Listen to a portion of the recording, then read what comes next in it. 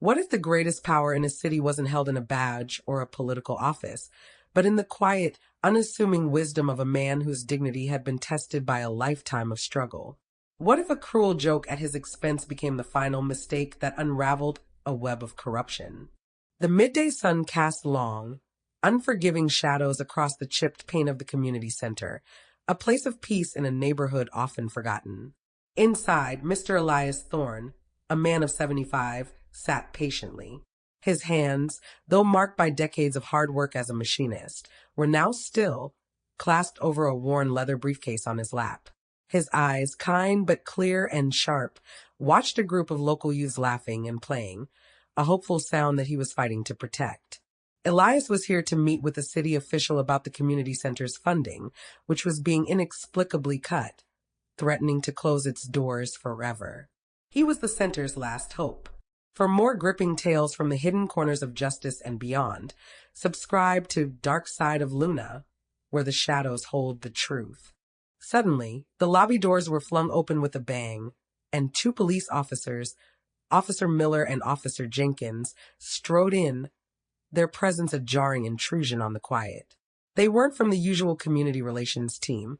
They were part of a more aggressive unit known for proactive patrolling. Officer Miller, a young, swaggering cop with a dismissive air, looked at Elias. "What's this, a protest?" Miller sneered. "We've had a report about a disturbance." Old man in a suit acting suspiciously. He eyed Elias's briefcase with contempt. Elias, unfazed, simply looked up. "No disturbance, officer. I'm Mr. Thorne. I have a meeting with City Councilman Hayes. The youth are just having a peaceful afternoon." Miller scoffed, placing his hands on his hips. "Hayes? Oh, so you think you're important, huh?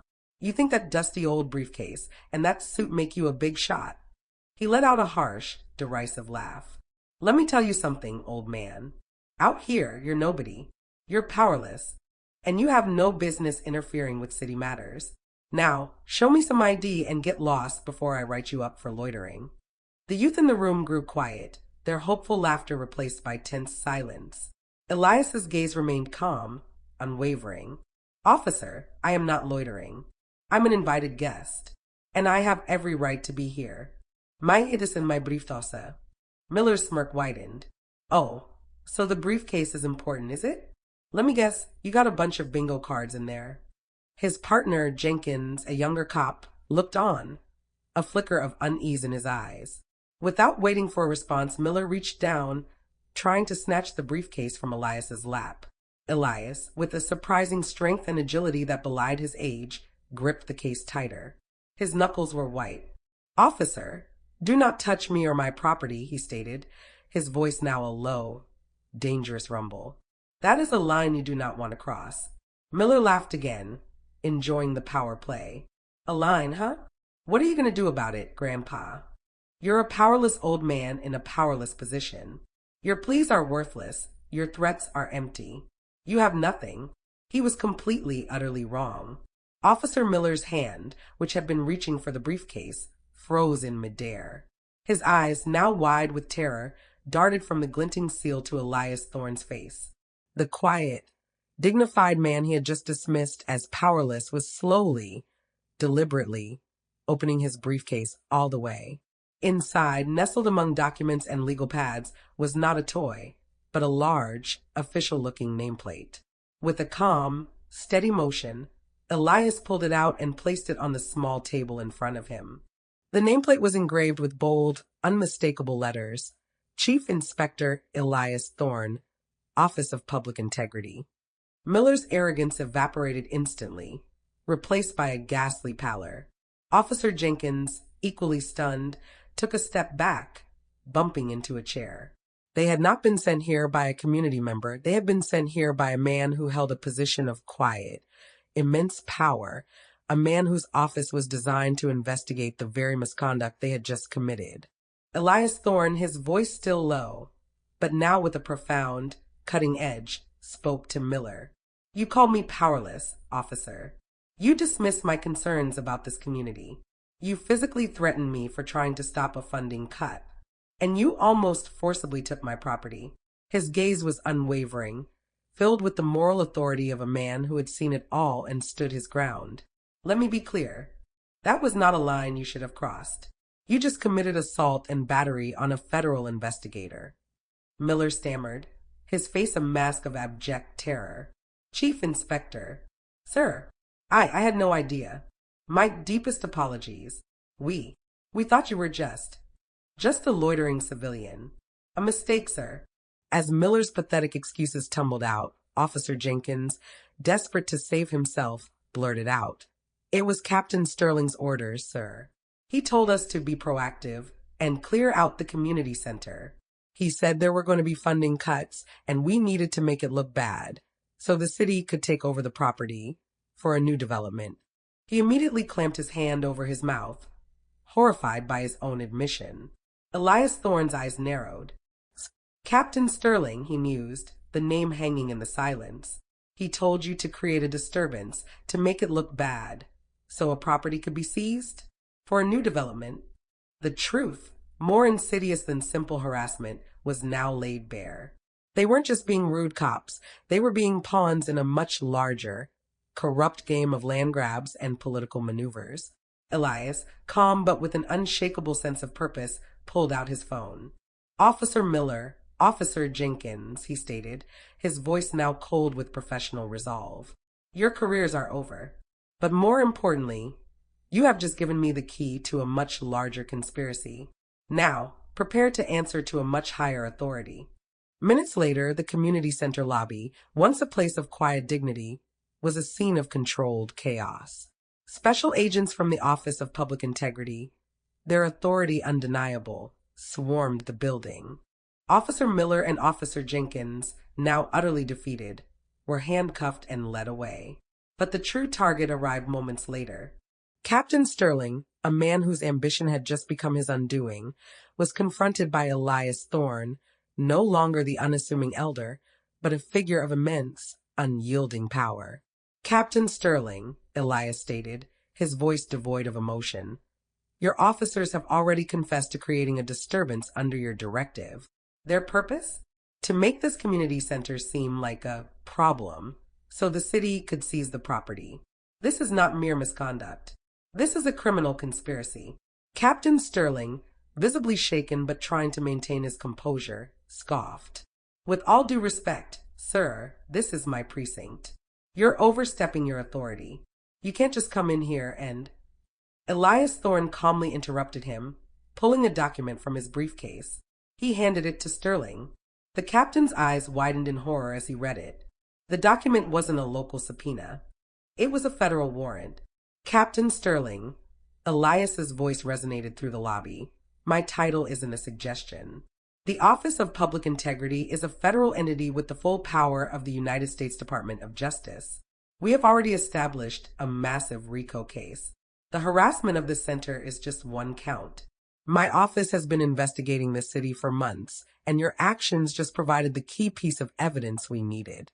The investigation, now led by Elias Thorne himself, moved with unprecedented speed.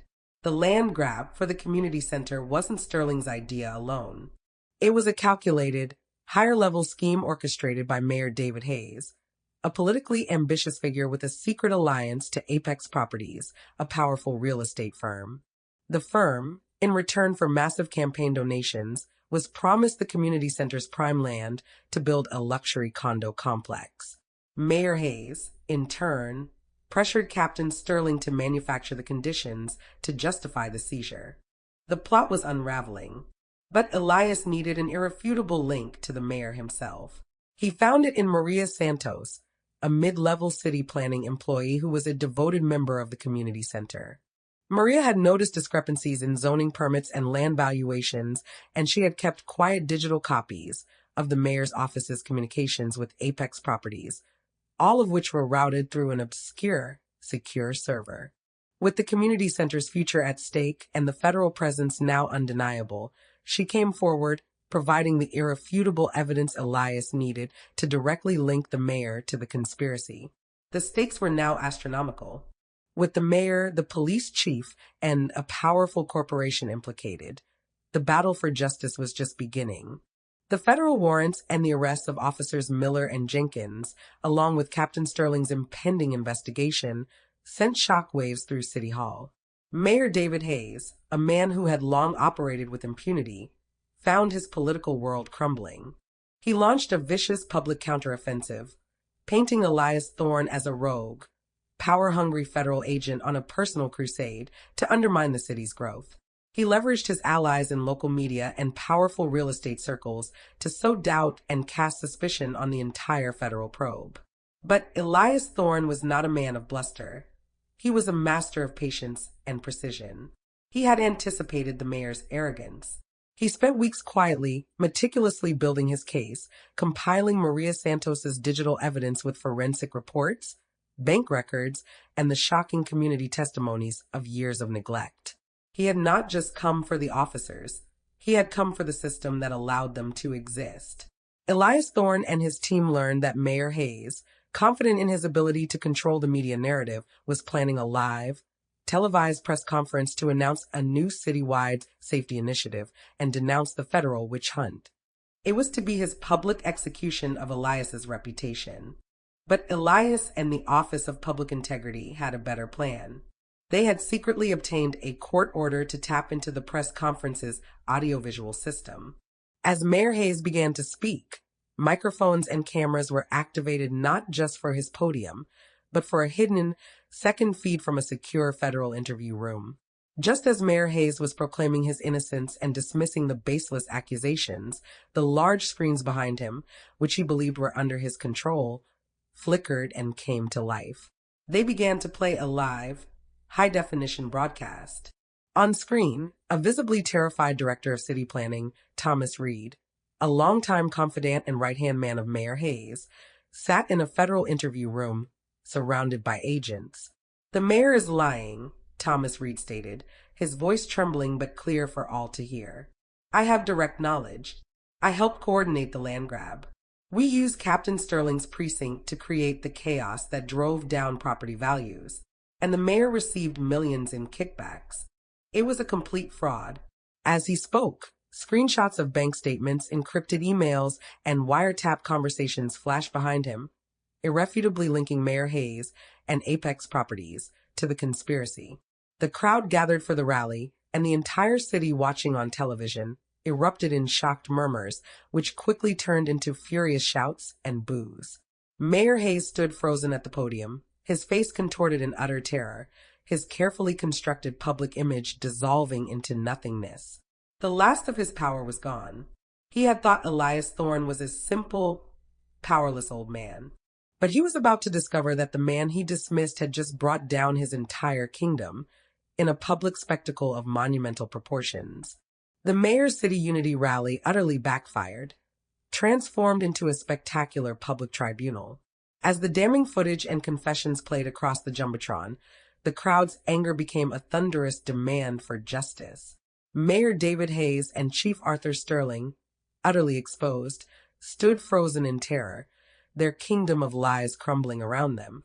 The arrest of Mayor David Hayes and Chief Arthur Sterling, captured live for the world to see, triggered an unprecedented wave of federal indictments. Elias Thorne's office, with the full backing of the Department of Justice, launched a comprehensive investigation. Armed with the irrefutable evidence from the public records, the brave deputy mayor's testimony, and the covert financial ledgers, they meticulously unraveled the entire corrupt network. The trials that followed were monumental, drawing national attention. Mayor Hayes and Chief Sterling, once untouchable, faced overwhelming evidence of their criminal enterprise. Deputy Mayor Bryant's testimony, detailing the precise orders for racial profiling, the financial kickbacks from developers, and the sinister manipulation of emergency services, was damning. Elias Thorne, a master of a patient, powerful pursuit of truth, presented a flawless case. The verdicts were swift and absolute. Mayor David Hayes and Chief Arthur Sterling were found guilty on all counts, including racketeering, conspiracy against civil rights, and criminal negligence. They received lengthy federal prison sentences, stripped of their power and reputations. Officers Miller and Jenkins, along with Captain Sterling and all implicated members of the Public Order Unit, received severe sentences for civil rights violations, assault, and obstruction of justice. The corrupt real estate developers faced massive fines and prison time, their ill-gotten gains seized.